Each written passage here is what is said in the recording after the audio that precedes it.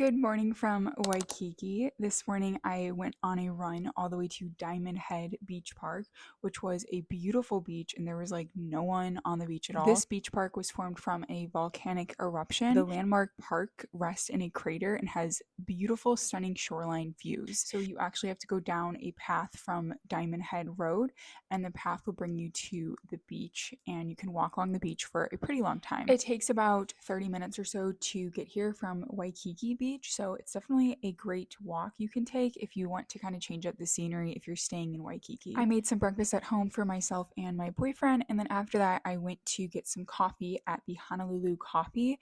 This coffee shop is located within the Moana Surfrider Hotel, and if you come here at around like 11 o'clock or so, there's no line, which was perfect for me. But if you come here at prime time, which is the morning time, like anything from 7 to like 10:30, the line is very, very long. I like this coffee spot a lot because there were a ton of tables to sit at and the windows were really pretty. You can look out, see everyone walking on the main street. This hotel is actually right on Waikiki Beach, so it's like a quick 30-second walk to the beach right after having coffee, which is the dream.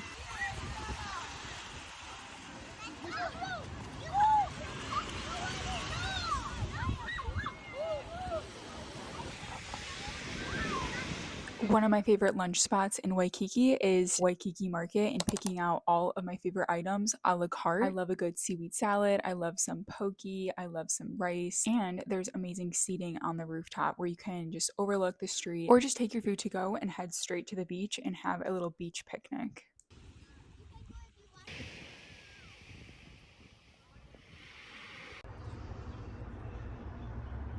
When you make it to Oahu, you'll notice there's a very popular coffee place on the island, and no, it's not Starbucks. It's called Kai Coffee. They are a locally roasted coffee shop. They actually have 6 locations, and a lot of them are right around Waikiki.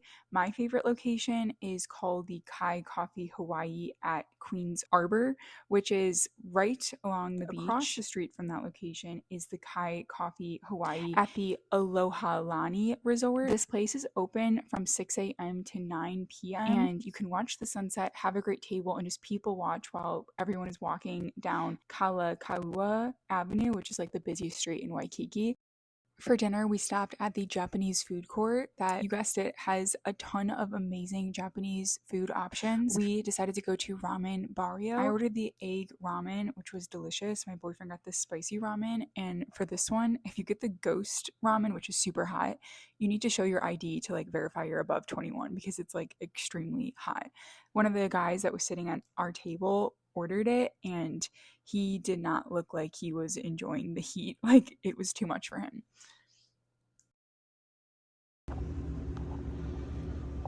Okay, on this next day in Waikiki, started the day off making breakfast yet again, but this time I wanted to use some leftovers.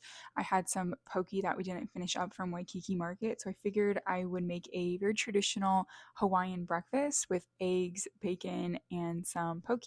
On this day, my primary goal was to go get some coffee and some banana bread and just enjoy walking around the town and then hit up the beach and just tan and sleep and read. But I was so excited for the end of this day because we had tickets to go see Joe Coy.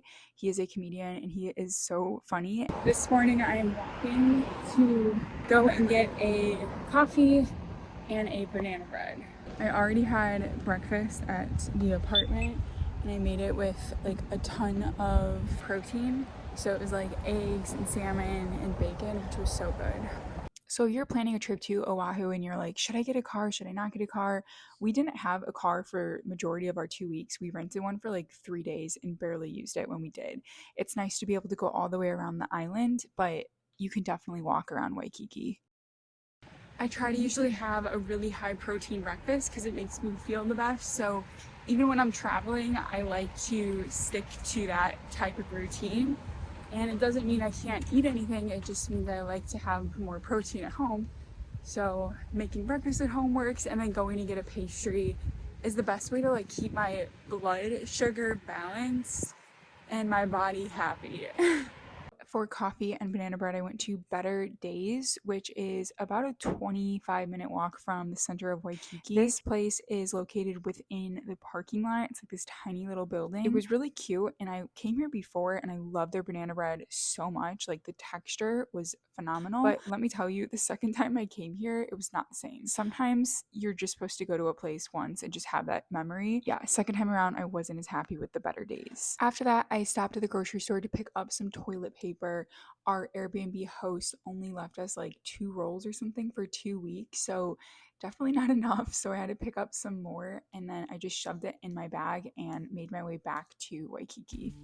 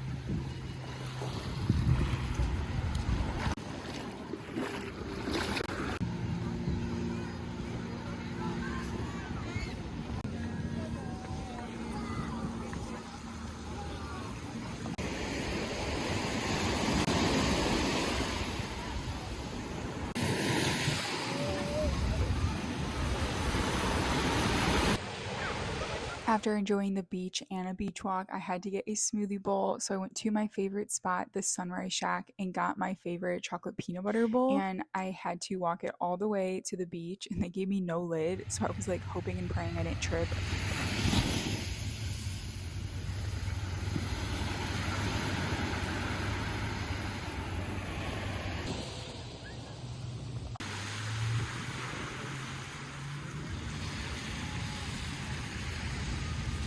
We had a really early dinner at Kono's, which is an amazing pork spot. I got the pork bowl, which came with a guava barbecue sauce and pork and cabbage and some rice. It was delicious. We ate this and then headed back to the Airbnb. I had some dessert. I had some cookie dough. It's my favorite. I watched the sunset and just relaxed for a bit, and then we got ready to go see Joe Coy live. I was so excited for this. He was performing 3 days in a row, and we got to see him on the first day, which was pretty cool.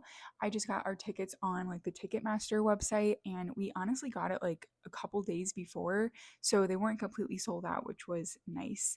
But we ended up taking a Uber all the way to the stadium, and it wasn't too expensive to go there, but on the way back there were so many people getting out of the stadium at the same time that the prices for an Uber for like less than a 20-minute ride was almost $100, like, and it was going up every second. So we actually decided to walk all the way back home, which was like a little over an hour, but it was so peaceful and just really nice to walk around Hawaii at night, because there's not a ton of bars in Waikiki because they want to keep it family friendly, which is nice. And also I was walking with my boyfriend, so I felt pretty safe. But this was so much fun, so I definitely recommend trying to find an event you can go to when you're in Oahu.